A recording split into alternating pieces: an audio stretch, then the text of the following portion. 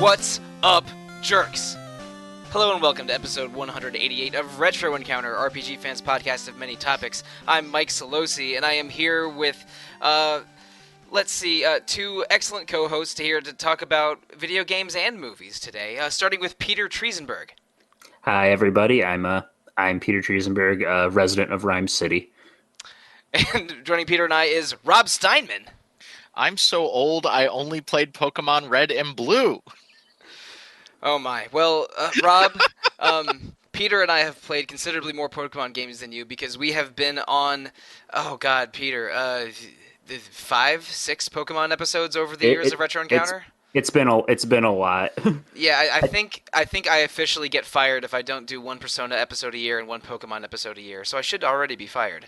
We've talked a lot about Pokemon on this podcast in the past, but today we're talking about something unusual regarding that popular franchise, Pokemon Detective Pikachu, a movie that released worldwide only a few days ago over the weekend. So we are, all three of us have seen the movie and our opinions are very fresh. And listener, if you're asking why we're talking about movies on a video games podcast, it's because May is tribute month for Retro Encounter, in which I pay tribute to 3 of my favorite podcasts with 3 special themed episodes. And today's tribute is to How Did This Get Made, a podcast about crazy or unusual movies, hosted by Paul Scheer, June Diane Raphael, and Jason Mantzoukas. So we are going to be trying our own version of How Did This Get Made today with Pokemon Detective Pikachu.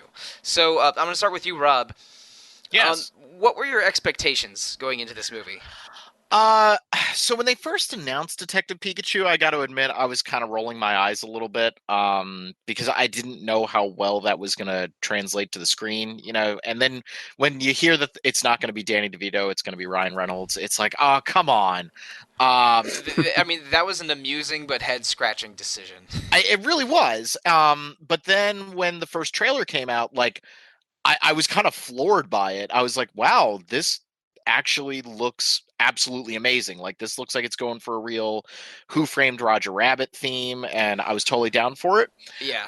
I will say, I think maybe my expectations were a little too high because every trailer looks so damn good. So when I saw it, I was like, okay, this is good. This is not as jaw-dropping as I wanted it to be. But it's like, the fact that I had high expectations shows that they had something good to begin with. So I went from feeling like, no, this is going to be terrible to, wow, I am actually really down with this.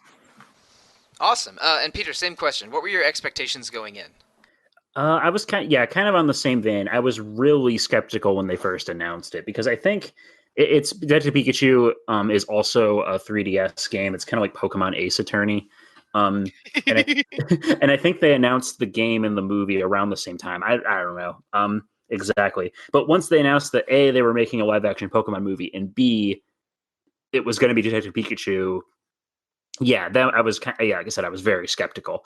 And even when the first trailer dropped, I think there was an initial wave of confusion. I don't want to say backlash to the designs of the creatures, how they looked in live action. I think they took a little bit of getting used to. Once we saw more of them in motion, and especially once they released that demo reel trailer that just showed off a bunch of Pokemon, that was when I was fully on board with it and really excited for it. And now that I've seen it, I'm pleased to say I think they did as good a job as they could.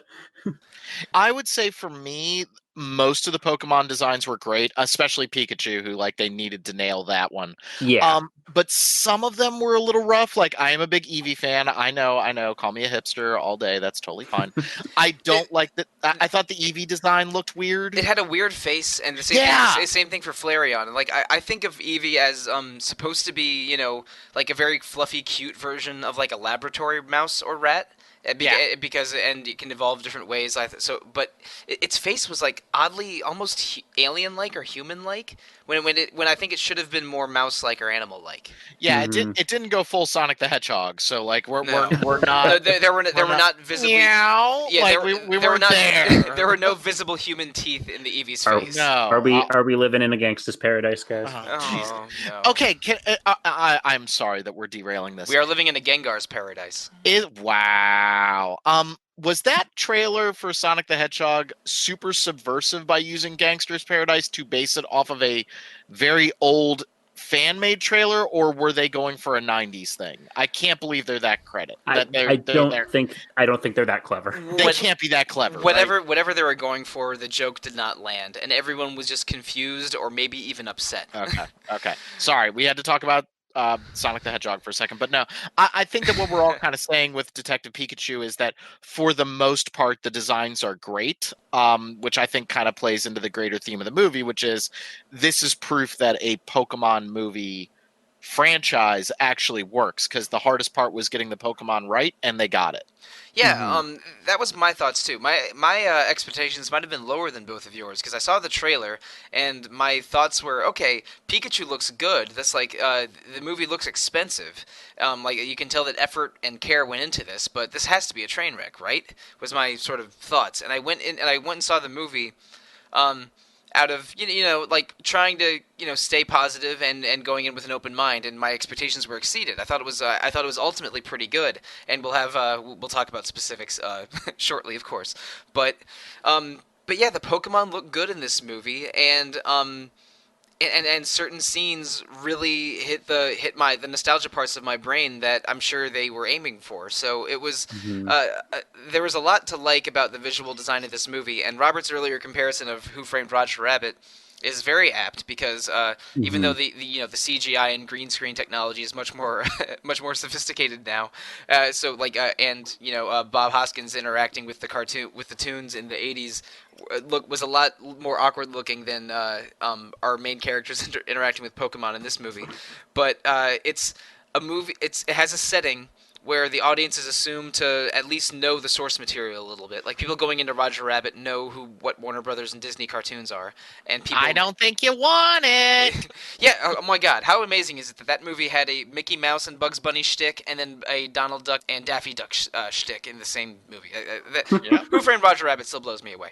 But anyway, but I think going into Pokemon Detective Pikachu assumes that its audience knows what Pokemon are, or at least if you don't maybe know every Pokemon in the movie, you know what Pikachu is and you know what Pokemon is. So, and I think go ahead.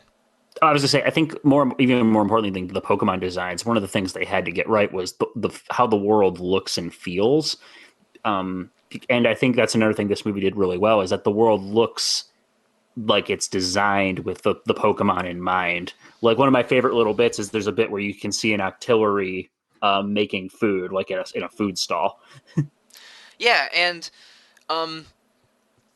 it feels like a lived-in Rhyme City feels like a lived-in Pokemon City, but they also make it clear that it's unusual even in this world in how open and present Pokemon are. Like it's the one city in the world where people and Pokemon live side by side. Pokemon fights are illegal. You're not people don't keep Pokemon in Pokeballs in Rhyme City, but in other cities they do. Because in a very early scene of the movie, the main character tries to catch a Cubone, and that brings you the idea of in the first hour of a Pokemon game, you go into tall grass yourself, try to sneak up on a Pokemon and capture it with a Pokeball, but it doesn't quite work because he didn't wear the Cubone down enough.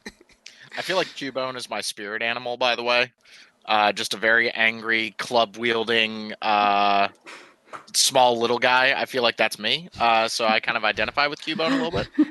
Even though both of those characters early on were in their 20s, they had goofy jackets and huge backpacks and were stalking this Cubone. It's like, okay, if they were 15 years younger, this would totally be the very beginning of a Pokemon game. Yeah, it honestly reminded me of the commercials for Pokemon Go a little bit. Yeah. That fits.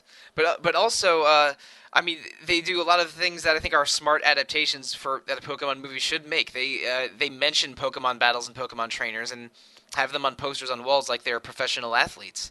And like Peter mentioned earlier, in Rhyme City, where Pokemon are much more out and about, there's Pokemon doing everyday tasks like a Machamp directing traffic. That was great. And a particularly hilarious Ludicolo working at a diner. Shout out Alana's spirit animal Ludicolo. When she saw that in the trailer, was that the duck one? Was that the duck one? Duck-like with a sort of a lily pad on its head, but not Psyduck. It was the thing that was spilled on coffee. Yeah. Again, I've only played Red and Blue, so there were a lot of Pokemon I didn't know. Ludicolo's Gen 3. Okay. So that would have been Ruby, Sapphire, Ruby, Sapphire. Emerald. Yeah.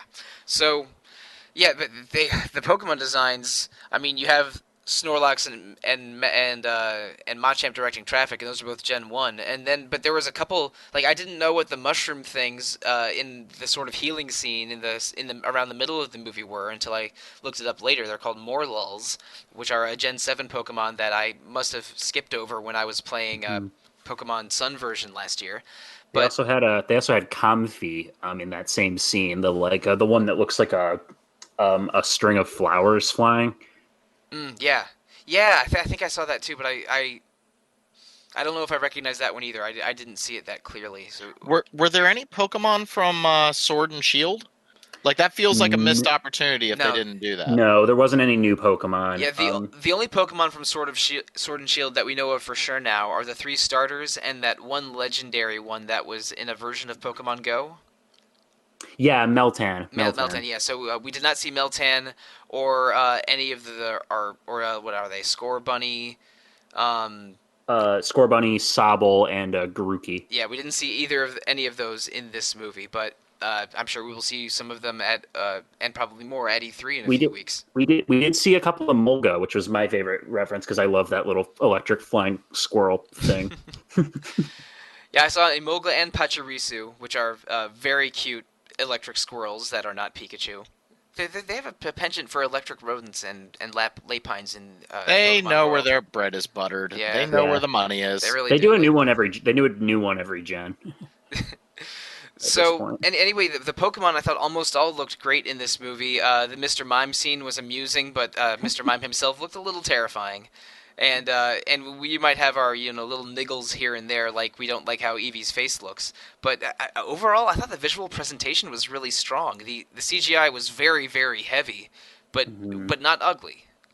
No, it wasn't ugly. Yeah, I don't think there was ever a point where I was like, "This looks wrong." Well, okay, aside from one in particular, but that was intentional. All right, yeah, you know what I'm talking about. I think I know what we're talking about. But anyway, let's get into the meat of the movie a little bit. Our main character, whose name escapes me, Tim. Tim Goodman is an insurance salesman who is not really that into Pokemon, even though the world he lives in revolves around Pokemon. But he never had a very close relationship with his father, who's a detective in Rhyme City. So he gets a letter that his father has passed away. He visits Rhyme City, speaks to his father's police chief boss, and explores his dad's old apartment, which has a room in it that was supposed to be Tim's room should Tim ever move in with his dad. And while he's exploring the apartment, he runs into a Pikachu that's also investigating the apartment. The Pikachu can talk, which is crazy because Pokemon in this universe cannot communicate with humans directly. And both Tim and Pikachu are aware of the weirdness of this. And that Pikachu is Tim's father's former partner. And Pikachu is convinced that Tim's father, Harry, is still alive, and they embark on a quest to investigate Harry's disappearance. This, things spiral out of control. There's a businessman who runs a lot of Rhyme City, who also has a son who's trying to possibly usurp his father's legacy. There's an investigative reporter lady that is trying to go look into the conspiracy that Harry was also investigating. And basically, it's a normal-ish sort of crime plot that is completely thrown on its head near the end, and also heavily features Pokemon, which most crime stories do not incorporate. But what did we think of the sort of moment-to-moment action of this movie? Like, do you think the detective part of the story worked? Do you think that this maybe could have been made without Pokemon? I think the first act of the movie, when they're just setting up the world and then introducing Tim and Pikachu to each other and they're getting to know each other, that works really well. I think the third part of the movie, where it's like super bombastic and exciting and everything's kind of coming to light, is really well done. We will talk about Act 3 later, but I don't want to talk about the twists thereof yet. Yeah, I think the connecting tissue is a little forced. It not like bad necessarily, but it's very kids movie tropey, if that makes sense. Which, I mean, I'm not going to knock a Pokemon movie for having kind of a predictable story, but after pretty much the second the bad guy shows up, you're just like, yep, that's a bad guy. Rob, do you have any thoughts about the plot Yeah. overall? So it was very bombastic for me. Like as soon as he gets to his dad's apartment and it kind of like kicks into high gear, I was kind of overwhelmed by it, honestly. Like in a good way. I mean, it's actually a very short movie. It's only like 90 minutes. So that beginning, like almost Blade Runner-esque neon city, like I felt really, really strongly, and I felt like I was in that world from the very start. So it kind of grabs your attention and keeps you moving the whole way through. So I would say that we're going to leave that ending discussion for a few minutes, but I was immediately grabbed by it and immediately pulled into it in a very positive way. Yeah, I thought the scene setting was really good. I mentioned that scene where Tim tries to catch a Cubone and fails. That really That was cute. yeah, that really hit home for me because again, that feels like the beginning of a Pokemon video game. But other than that, this movie does not feel like a Pokemon video game. Tim is not trying to catch Pokemon. He's trying to find out what happened to his father, while making a connection with his father's Pikachu. But do you think a movie like Pokemon Red Blue could work? That was just strictly Pokemon fighting and trying to become champion, because I think it was a good move not to make that movie yet. But I mean, if this ends up being a Pokemon cinematic universe, a PCU that is not the college screwball comedy starring Jeremy Piven, do we think that a Pokemon Cut. yeah, Deep right? cut. Thank you. Do we think that a Pokemon cinematic universe could happen if this movie's huge? I really hope so. Yeah, I think that the action scene kind of in the middle of the movie that showed what Pokemon battles look like, even though Gengar was absolutely horrifying in that scene, like looks straight out of a Ghostbusters movie. I think that's what they were going for, though. I think they definitely could, but I think for my money, what I'm more interested in is much the same way that like the Marvel Cinematic Universe has found like so much overwhelming success is because each movie kind of is its own thing. Like my wife and I were watching Black Panther again the other night, and that movie feels very different from like Guardians of the Galaxy, which feels very different from Thor Ragnarok. So I think having this kind of detective mystery movie is a good first shot. And you could do a Pokemon battle movie, like I'm just imagining like a Rocky montage right now with Pokemon. You're all thinking it too. No, You're all thinking it too. The movie I thought of specifically was Real Steel. That Yes. because it's about a man's connection with a non-human, but in this sort of like sports combat movies kind of setting. Also, a much better movie than it had any right to be. Yeah, that was surprisingly good. Yeah, another movie that just annihilated my expectations. I think my expectations were lower for that thing. But when they want to break everyone's hearts, they can do like the Pokemon version of Chappie, and then we'll be all crying. No, man. Oh God, no.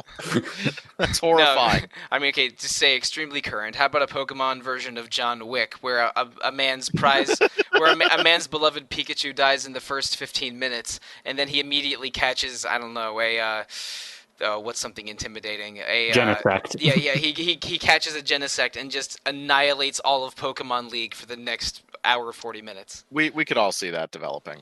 Like that's a movie. That is very clearly a movie. I think, though, I think I agree, though, that it's good for them to have started with Detective Pikachu in hindsight because, the benefit of having the talking Pikachu and Ryan Reynolds being a very strong comedic actor, like that helps give it something recognizable for general audiences to latch onto. Plus, it's a little easier to. I mean, I think most people who are watching this movie would be familiar with Pokemon as a general concept. Yeah, I think you need to be at least familiar with it as a general concept. It's not very well explained what a Pokemon is if you go No, in cold, this movie will be almost incomprehensible for a while, I think. but at the same time too, it's like if you just do like an adaptation of the games or the anime, like the main characters in those games are pretty much blank slates, Oh and yeah, you yeah. know Ash isn't much of an improvement. And honestly, Justice Smith, who plays Tim, I thought he did a really good job. He's a Yeah, just a very good young actor. He Yeah. emoted. I never felt like he was. I don't know. I didn't feel like he was scenery chewing. He was reluctant or even resistant in the first part of the movie, and then I think you can see the connection grow throughout. And this is jumping ahead a little bit, but there's a scene where uh, Tim and Lucy's the reporter girl I mentioned before. They're hmm. escaping a facility, and like the Earth is sort of upturning around them. It ends up being it ends up that being that the large field or forest they're running through were actually the backs of enormous torteras. But there's a scene where they have basically an action sequence where they're running away from like the Earth separating and upturning around them, and they take a nasty fall, and Pikachu becomes badly injured. And when you see the Pikachu with his fur matted and lean and clearly in pain, oh boy, that was a moment because they made that Pikachu look very sad and injured. But then the way that Justice Smith reacts to it is, I don't know. I thought he was just a really really good emotive actor in this movie, but that didn't overdo anything. Yeah, he really sold it. Yeah, I would very much agree. He was very, very good in just about every aspect of the film. He was the high point of that Jurassic World Fallen Kingdom movie.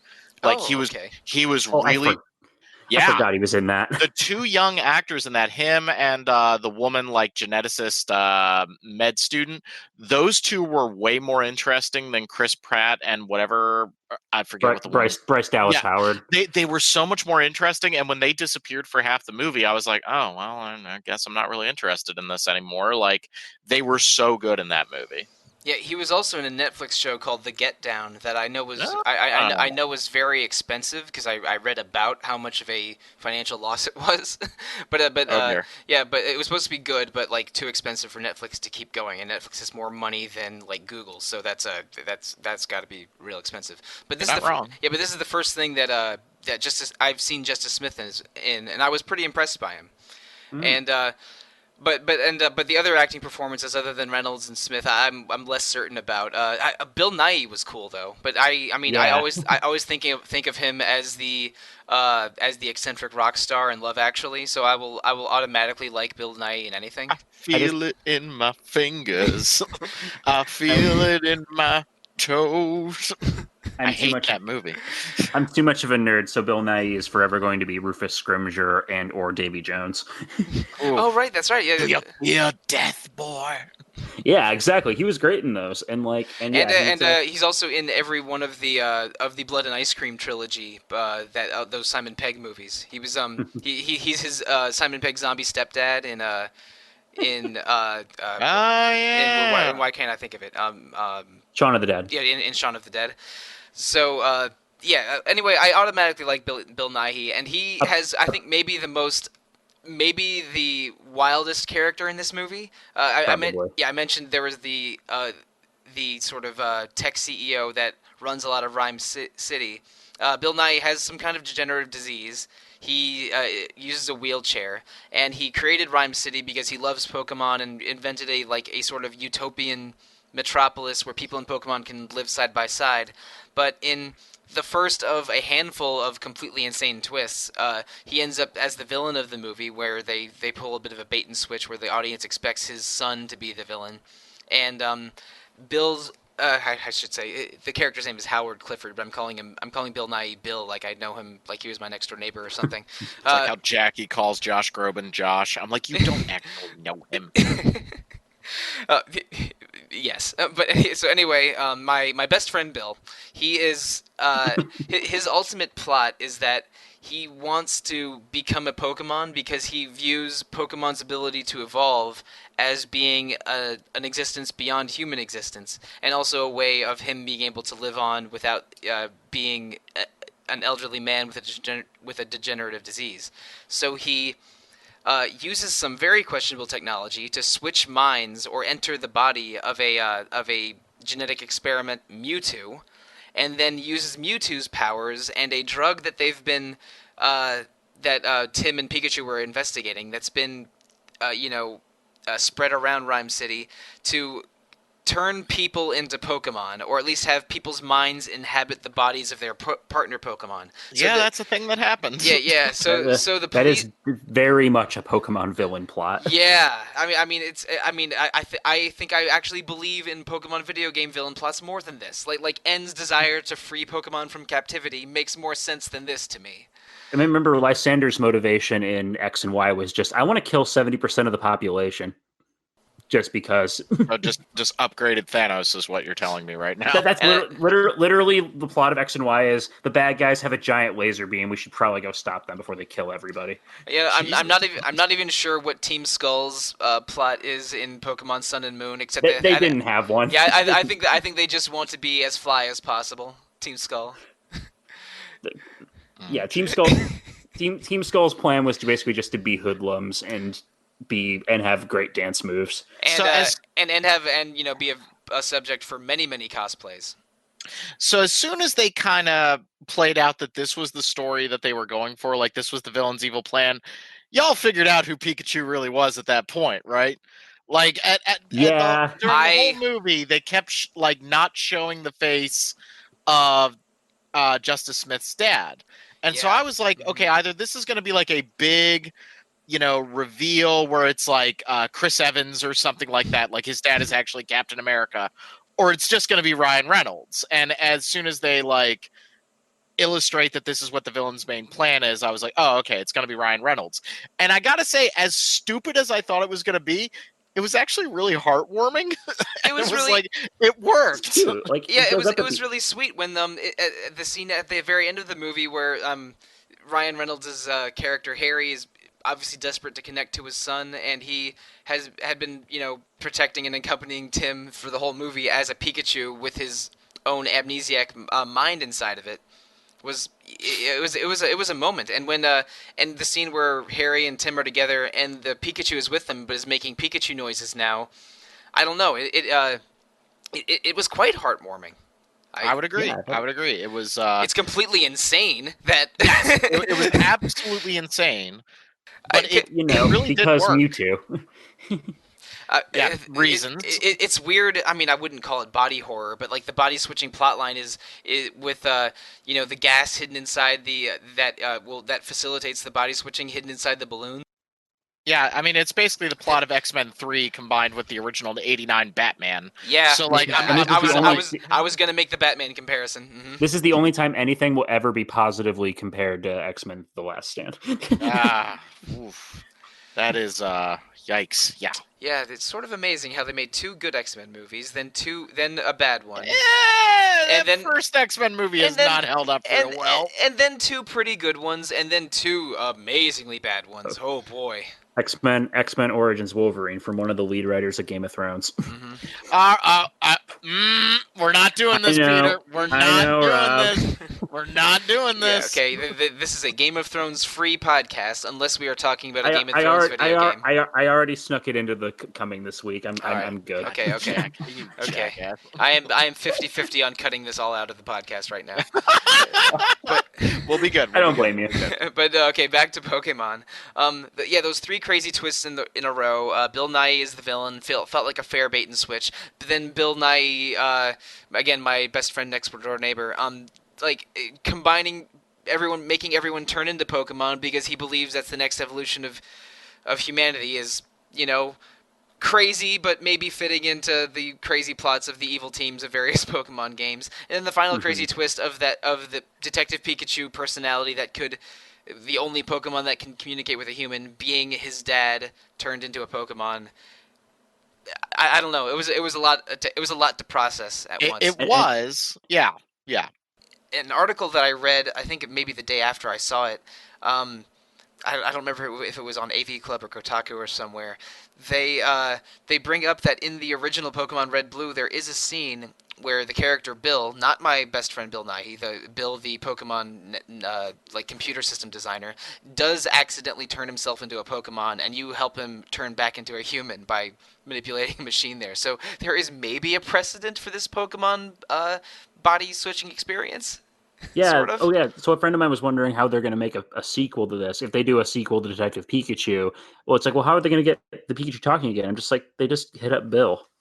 Like the technology exists. Or ask Mewtwo to do it. I don't know. He's not doing anything. It did feel a little final in that regards, though, because like Yeah. you have the main conflict resolved. Yeah. So if they want to do more Pokemon movies, hopefully it would be, you can do a different story. This universe has potential for different stories. Absolutely. Yeah, I think that if they did a Detective Pikachu 2, it would be Harry, Tim, and Pikachu with no speech capability involved in some other crazy Pokemon caper. But we mentioned before, maybe they could do a Red-Blue adaptation that's, the Rocky or Real Steel of the new PCU.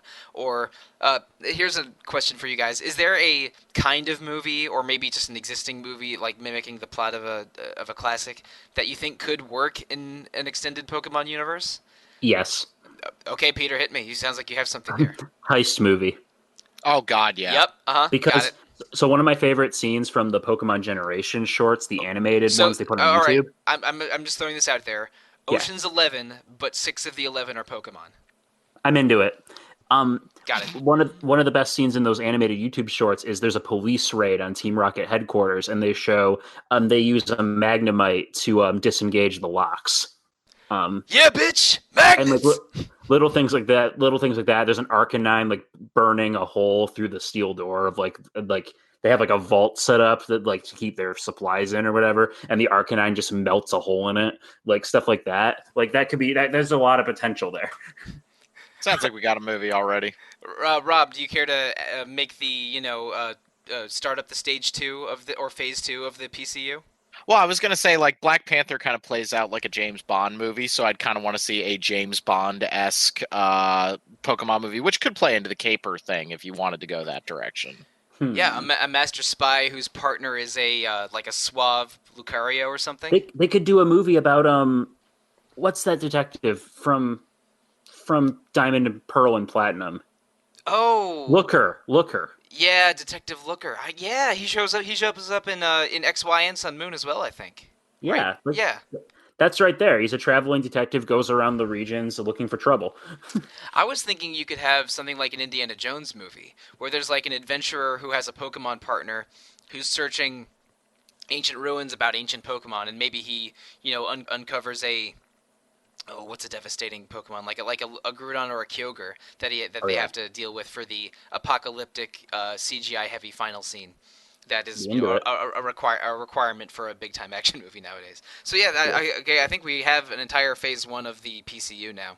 Hey, say this for Detective Pikachu: there wasn't a giant pillar of light going into the sky. And I don't know what that's a reference to. I think Crystal Skulls, right? Yeah, that and just about how every post Avengers blockbuster for a little while was about a portal opening up in the middle of the sky and stuff fair. coming out. Yikes! They could do that for a future Pokemon movie and introduce the what were the extraterrestrial Pokemon from Sun Moon called?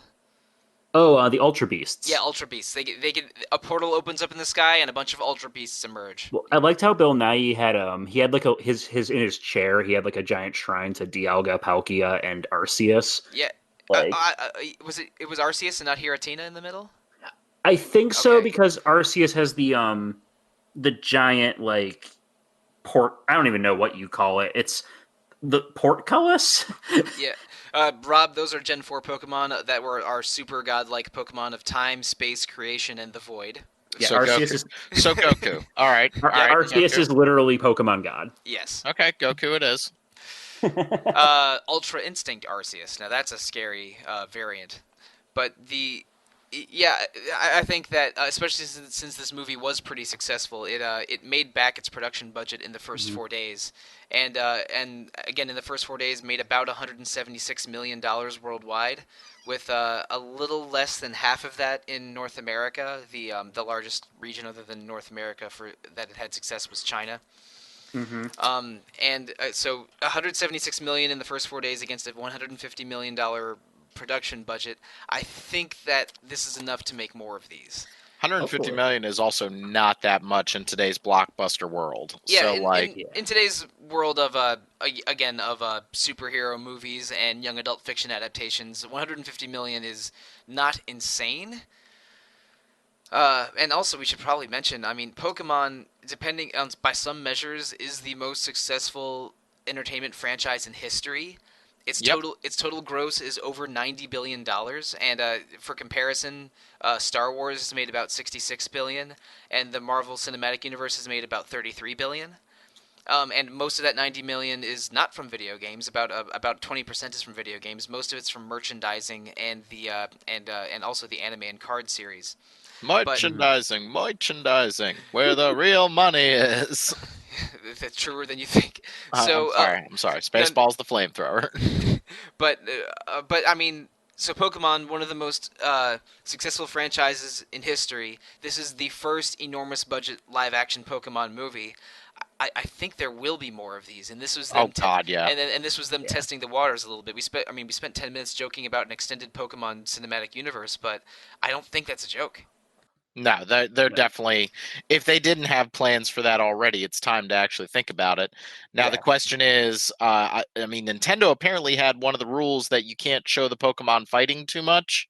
So I wonder if that. I think they wanted to communicate the Pokemon fantasies of cooperation and sort of pet ownership and companionship, and not the fighting. Because I think if they made the movie about Pokemon fighting, there would be a weird undercurrent of dogfighting or cockfighting that you could might be communicated. So they made it clear that Pokemon fighting was discouraged in Rhyme City, and they made the action very, very cartoonish when there was Pokemon fighting. Although, man, that one guy's Charizard that shows up, that thing is gnarly looking. Yeah, that was cool. Yeah, I dig that.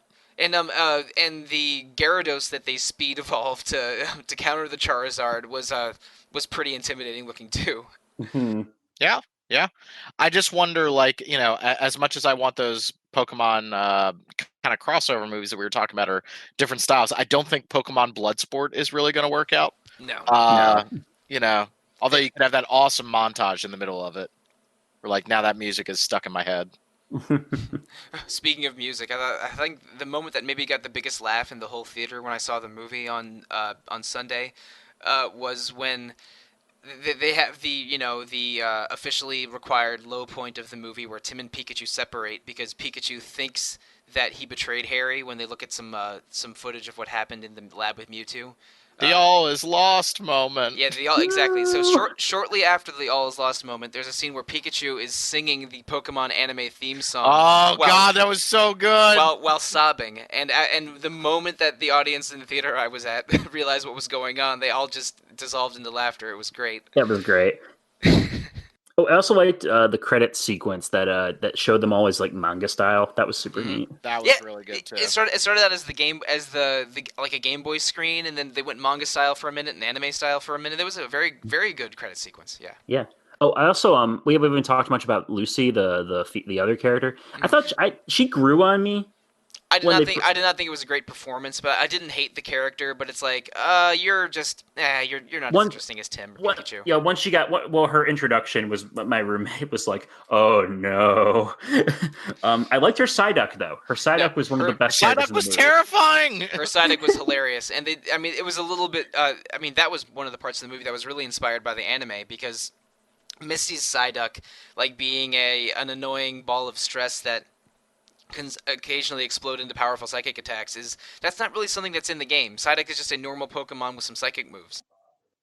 Mm-hmm. But in the anime, we got like a taste of what the anime Psyduck is like in this movie, which was, for a couple really good comedy moments, like the fact that whenever she drives Psyduck around, she has to play like spa music and massage him to prevent him from freaking out. I like how it was totally like goading on Pikachu to massage its feet because it's like, if you don't, I'm gonna explode. That was really, really good. Yeah, that was a moment that felt like, okay, yeah, this is a lived-in Pokemon universe. This is something that I don't know, an overzealous dog owner with a very anxious dog. This is the kind of move that they would make. So it totally makes sense in Pokemon. Yeah. It's accurate too. Just when it comes to having emotionally driven dogs. Oh yeah, no, I have had some anxious dogs and some more chill dogs, and you interact with dogs have their own feelings of personal space and emotional centers. So again, I think that part of the fantasy of Pokemon is like appeals to the dog owner or pet ownership side of people, which again maybe because I love dogs and cats. This is part of why I really like Pokemon and have for many years, but. Let's see. What else haven't we hit on? I mean, I really wanted to get into the insane ending of this movie, which I mean, yeah. the moment at the train station with where you see that it's a slightly disheveled detective version of Ryan Reynolds hugging Tim at the end. I mean, that was a real moment. It was powerful. Yeah, yeah. it was really powerful. Yeah, that was good. Good little bookend. Like one of those moments that you don't think is going to work until it very suddenly does, and that was special. The other moment in the movie that had me near tears, if not openly weeping, was a scene around the middle. I mentioned that there's a scene where Pikachu looks injured, and for a minute you're devastated, kind of like when you see, I don't know, a dog or a cat injured in a movie, and you just flinch openly at that. But then they eventually take the Pikachu to get healed by Mewtwo, because they're led to Mewtwo by a pack of Bulbasaur. And Tim is trying to tell the Bulbasaur, get help, and the Bulbasaur doesn't seem to understand. But then they do a callback to an earlier part of the movie where Pikachu tells Tim, hey, like, we can't communicate, but we can still understand you. And like calling back to that, the Bulbasaur brings a bunch of his other Bulbasaur friends, and they lead Tim and Pikachu to a place where Mewtwo is, so Pikachu can get healed. But like him connecting with the Bulbasaur and seeing those really really cute Bulbasaur pack going around the Forest Creek area that part of the movie takes place in.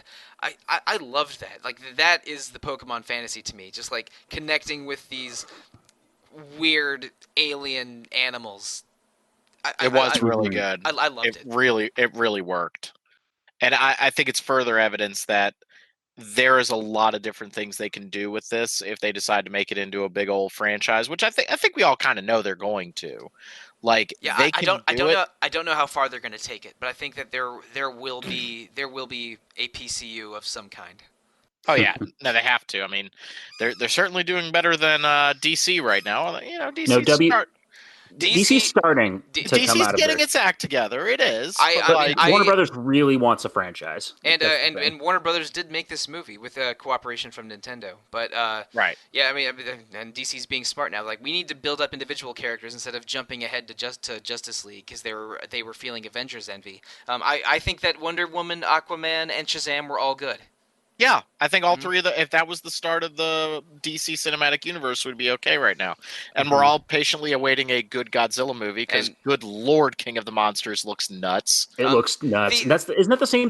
That's also Legendary, isn't it? So, yeah. I think they wanted to do a cinematic universe out of that of some kind. But there was that really good Shin Godzilla movie from a couple years ago. So that was the Ava director, right? Yeah. Yeah. Mm-hmm.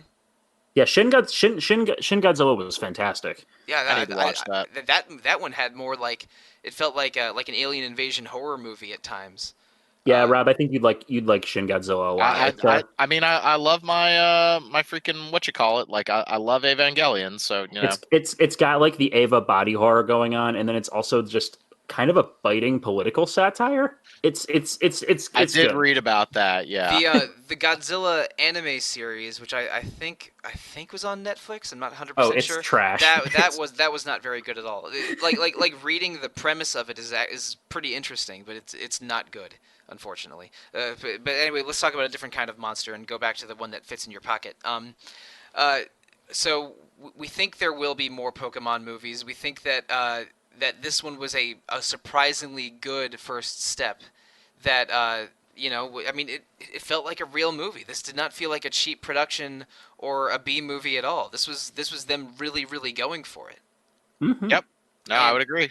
And the director is very, very experienced with CGI. He was a a technical specialist with DreamWorks, and then eventually directed Shark Tale and Monsters vs. Aliens. But this is by far, I think this is by far his most successful not the movie. best resume, but No, not a with great what you got. resume. Not a great resume. Well, the dude who's doing King of the Monsters is actually the same director for Krampus. So I have very high hopes because Krampus was amazing. Yeah, And who directed the first Godzilla? Was that Gareth Edwards? that was Gareth Edwards. Yeah, Yeah, that movie's way more clever than it thinks it is. Like, Well, excuse me, it thinks it's way more clever than it actually is. yeah, okay. Sorry. Examining Rob Letterman's IMDb page, he also directed the terrible Gulliver's Travels Jack Black movie 10 years ago. Oh, so this is really his biggest hit. And we mentioned that it had a strong opening weekend that was maybe slightly below expectations because they were probably just setting very high expectations for themselves. But there's one segment that How Did This Get Made does in every episode that I want to borrow for right now. What they usually do whenever they talk about a movie, they go into Amazon and look at 5-star reviews from the movie's most ardent fans. But unfortunately, we can't do that here because this movie does not have a page on Amazon. So I went to the Rotten Tomatoes page and found a few of the reviews that I think are the most amusing or enlightening. So let's go over a couple of these. All right. First of all, from Ravi S. Pikachu is Pika Pika. 5 stars. He's not wrong. And next, I see nothing wrong with this criticism. And next from Biga R. It's a good film for people that like Pokemon and even for people that doesn't. 5 stars.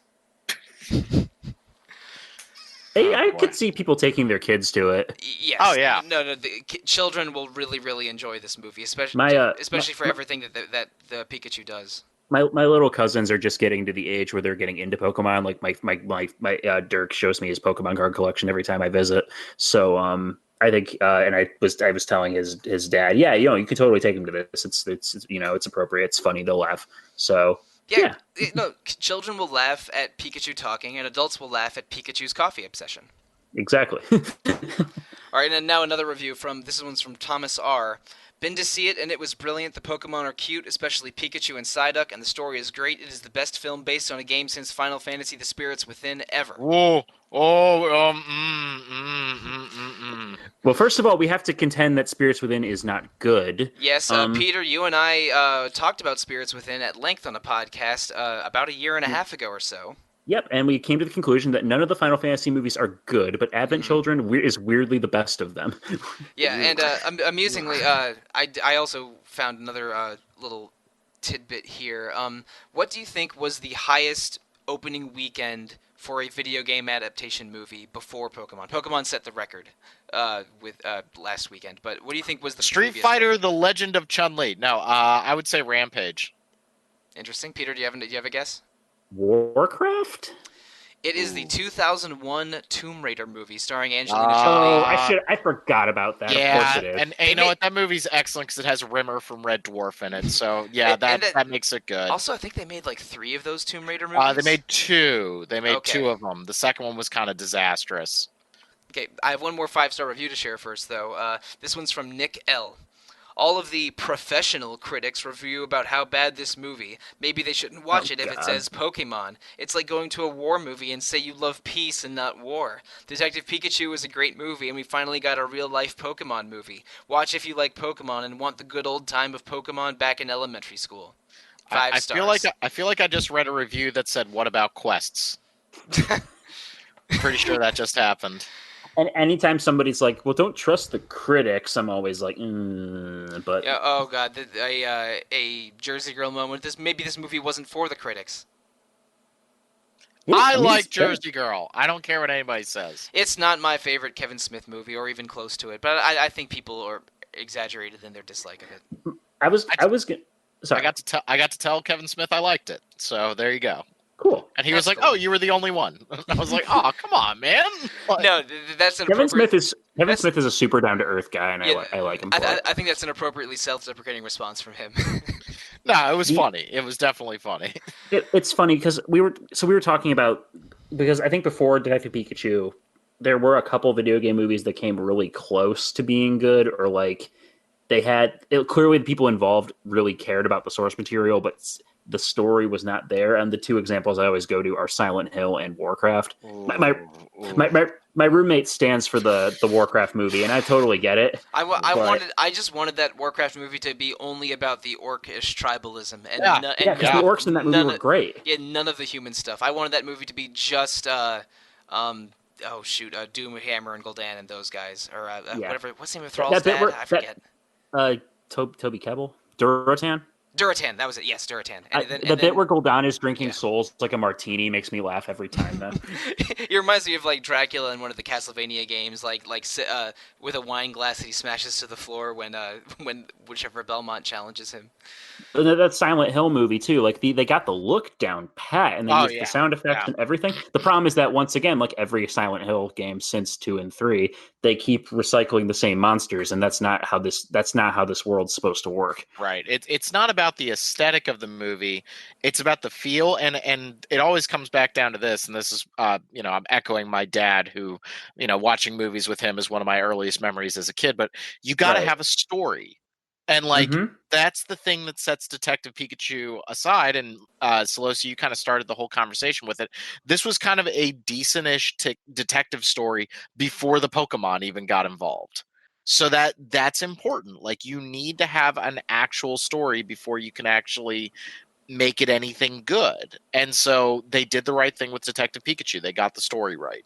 I think maybe personally, I think what's more important than the story for a movie like this is the earnestness of the approach. They really went for it. They went.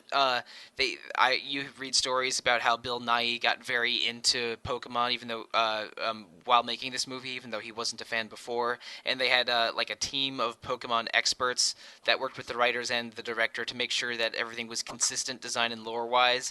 How does one become a Pokemon expert? Excuse me. Right? The Lickitung's tongue is supposed to be 7 feet long. Oh God, the Lickitung showed up and I about lost it. Please do not correct me on that. I was making fun. I swear to God, if you try to correct me on that, I will hurt you. Okay, don't worry. This podcast is not popular enough to get corrective fan mail. We haven't reached Giant Bomb status. Good. No. All right. Excellent. Yeah, Giant Bomb. I think they're the opposite of RPG Fan because their podcast is more popular than their website. But true. Not wrong. Isn't it? But, okay. It's weird that Lickitun's evolution has a smaller tongue than Lickitung does. It's a little bit weird.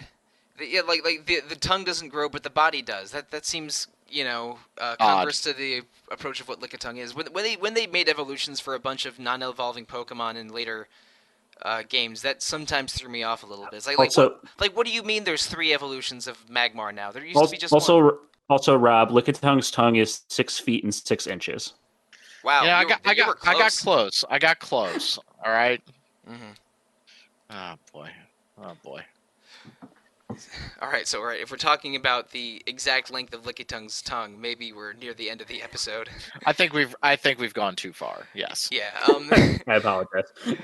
Really. I mean, I don't think this movie went too far, though. It was a really earnest attempt at a Pokemon movie. They had a real plan and a real story, and they execute and good performances for the most part. And I think they mostly succeeded.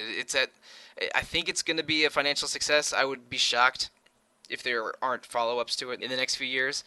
And again, no Jeremy Piven, but I think we have a new PCU on our hands. I would agree. I think there's a lot more that can be done with this. I think the idea of a franchise is really cool. More of this, please. Yes. Yep, I agree. I want more. Like that's one of the best feelings when you come out of a movie and you're just like, yeah, I wish there was more of this. I want there to be more. Let's do more. And I think that they can do it.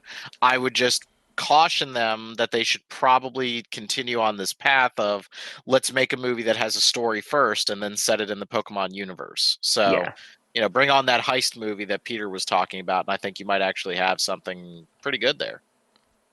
Yeah, I'd be super down for doing let's just take like a popular genre flick and just do a Pokemon twist on it. Pikachu.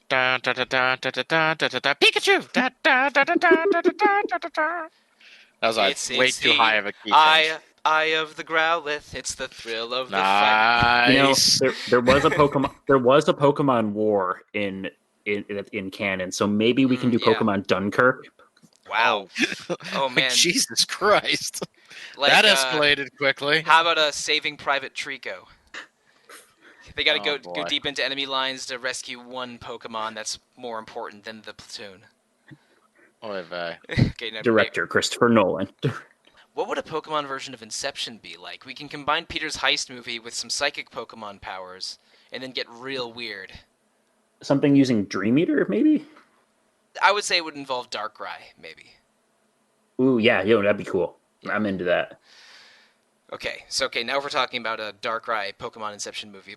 Podcast is definitely over. Thank you so much, listeners, for hearing us jaw about Pokemon Detective Pikachu. Not the game, which is just Detective Pikachu. You have to put Pokemon in front to differentiate the two for a full hour. And thank you, Peter and Rob, for talking about this movie with me. In the rest of May, we have a lot of exciting content for you. Peter, you hosted a second Chrono Cross episode that is coming next week. Yep, we'll be completing our journey to find the Frozen Flame, talking about what Chrono Cross does right, Everything. I really love Chrono Cross. No, it's an amazing game. Everything. I'm just making sure. Just making sure. Okay, the ending's a little rushed, okay, but I might be able to live with that. but yeah, it was a fun episode. Loved revisiting that game. Look forward to hearing part 2 of that show. Right on. And after that, we have a special quiz show episode that is inspired by the podcast Ask Me Another. 4 RPG fan staff compete to be a trivia champion. And you're gonna pull yourself out of that one, right, Sollosi? No. I wrote the questions. I was gonna say, like, that's not fair. Like, that's like. It really would not be fair especially if I entered a tournament in which I wrote all of the questions. That seems like a conflict of interest.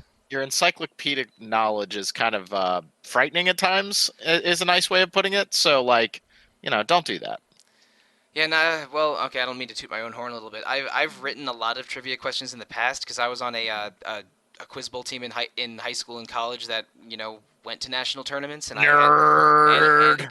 and we even hosted our own tournaments with student written questions. So, like, writing the questions for this weirdly brought me back to my high school and college quiz bowl days in a way I was not expecting.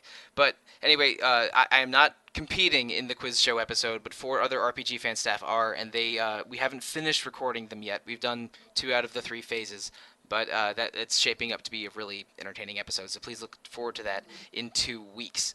And also, RPG Fan has many fine podcasts and content for you. If you go to rpgfan.com, you can find links to Instagram, to Twitter, to Facebook, to Twitch, to a variety of RPG flavored content. We even had a recent Mother's Day a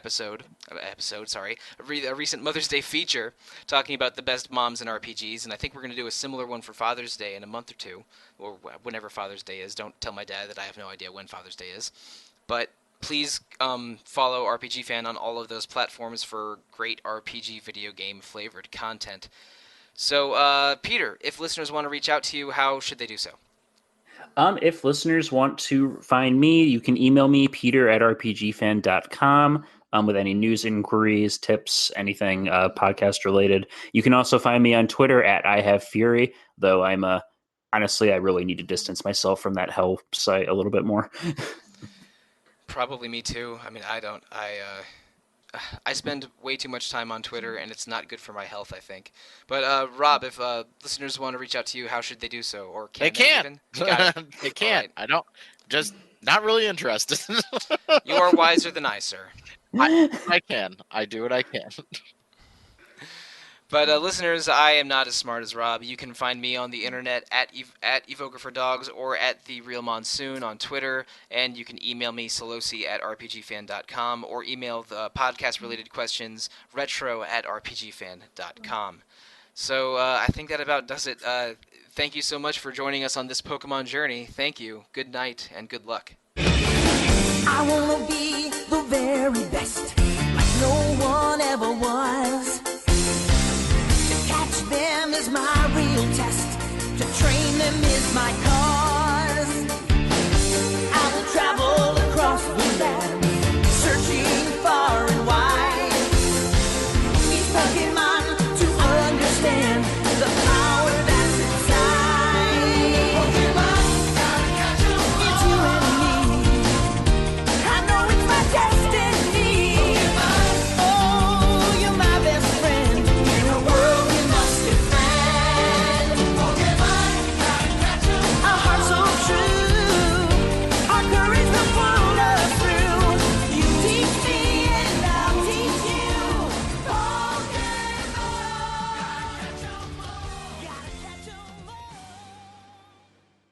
Gotta catch 'em all. Gotta catch Gotta 'em catch 'em all. all, Pokemon.